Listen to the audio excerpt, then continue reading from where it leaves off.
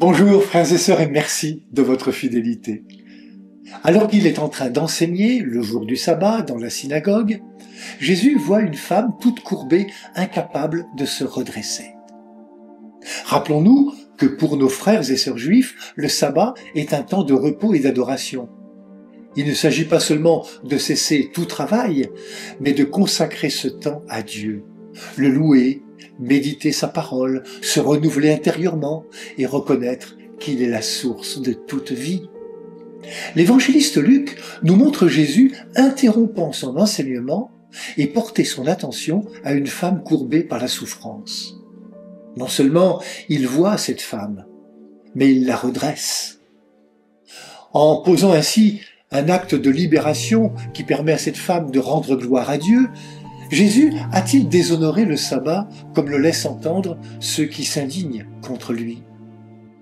Pouvait-on faire une meilleure œuvre que de libérer cette femme pour honorer Dieu, le Dieu de la vie et de la création?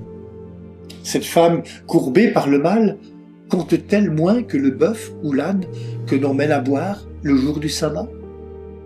Pour Jésus, la réponse est claire.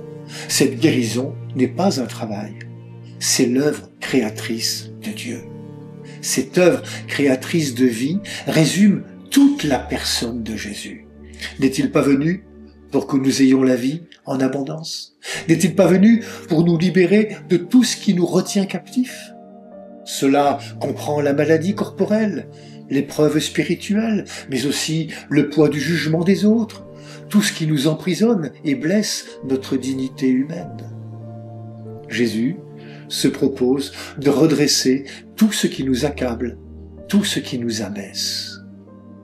Il met tout en œuvre pour que chaque personne retrouve son vrai visage, le visage tel que Jésus le voit.